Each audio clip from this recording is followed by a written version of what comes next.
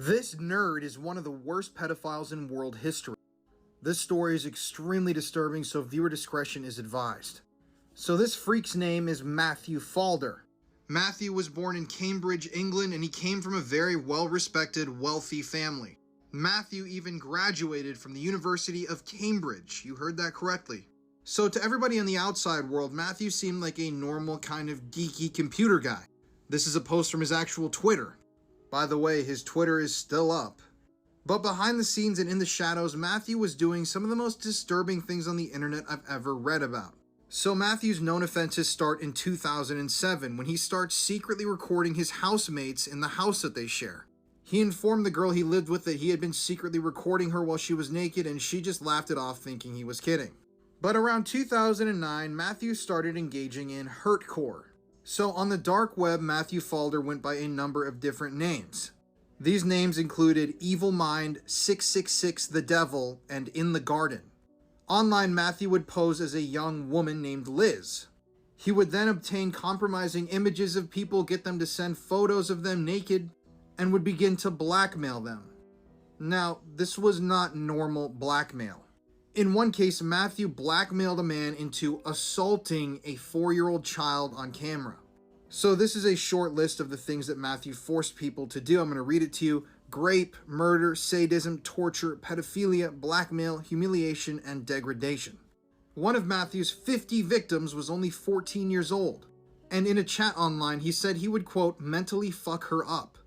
He also stated he didn't care if the 14-year-old girl lived or died. 4 of Matthew's victims attempted to take their own lives because the blackmailing was so intense. And when one of the victims pleaded with Matthew saying that they're going to take their own life, Matthew said, do it, he's going to release the videos and photos he has of them anyways. Matthew would blackmail people into eating their own feces, licking their dirty toilet seats, and even eating tampons and dog food. And keep in mind, he made all of these people record this and send him videos and photos so that he wouldn't release the other material he had on them.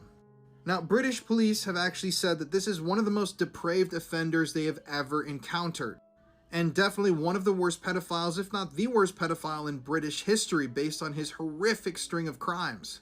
Now, eventually, through a massive sting, Matthew was eventually captured.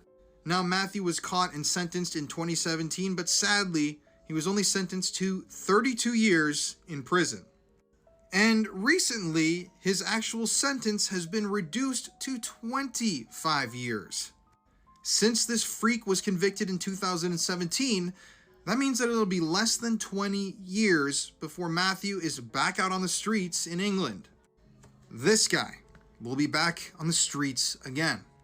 Now, in a recent TikTok, I just covered the story of a man here in America who got an 11-year-old girl pregnant, and he was given a 40-year sentence. Now, that's a very harsh sentence compared to other sentences here. I think that's a good thing. It's not long enough, in my opinion.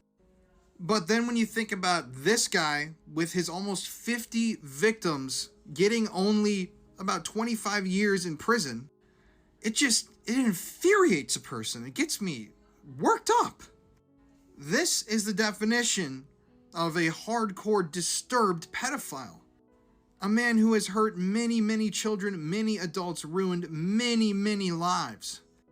And it's shocking that he's even going to be given the chance to walk the streets as a free man one day again.